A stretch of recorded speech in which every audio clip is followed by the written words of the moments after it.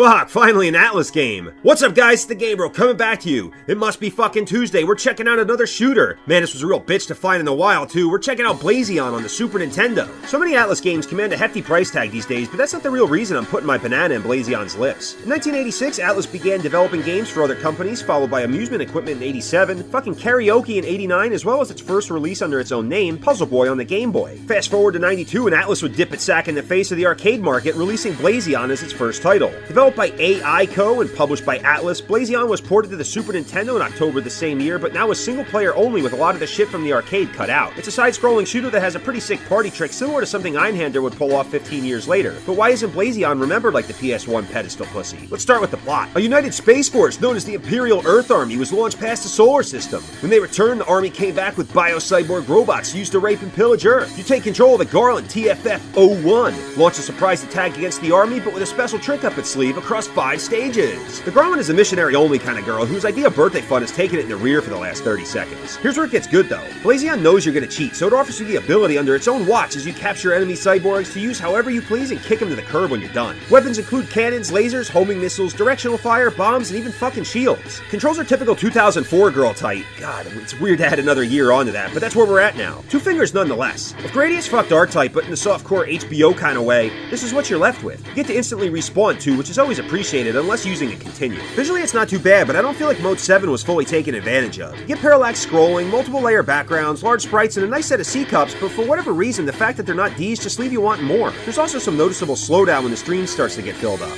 Is there worse? Yeah. You still DTF? Yeah.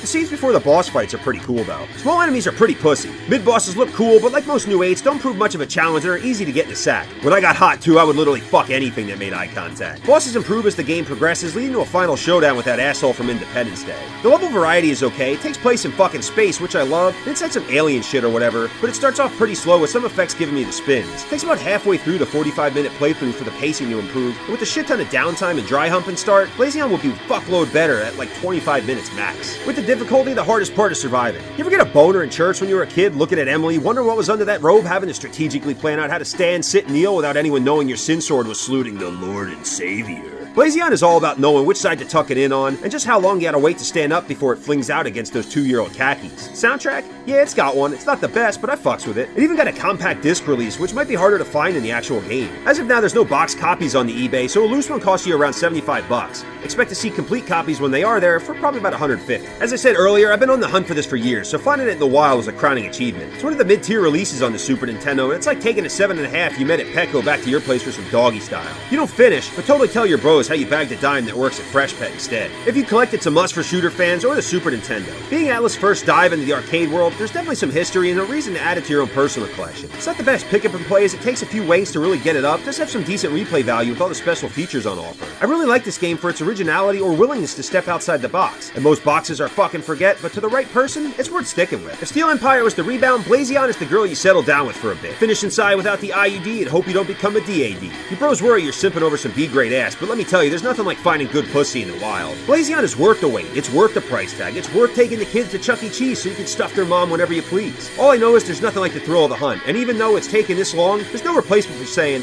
I'm not your dad, but I am fucking your mom. Anyway guys, hope you liked the vid. Be sure to like, comment, share, subscribe, hit that fucking bell button so you get notified every Tuesday at 8 or 9 o'clock depending on what time zone I set it and if daylight savings time is still a thing. Remember to cheat on your games, not your girls. I've been the Game Bro. See you next week. I am out.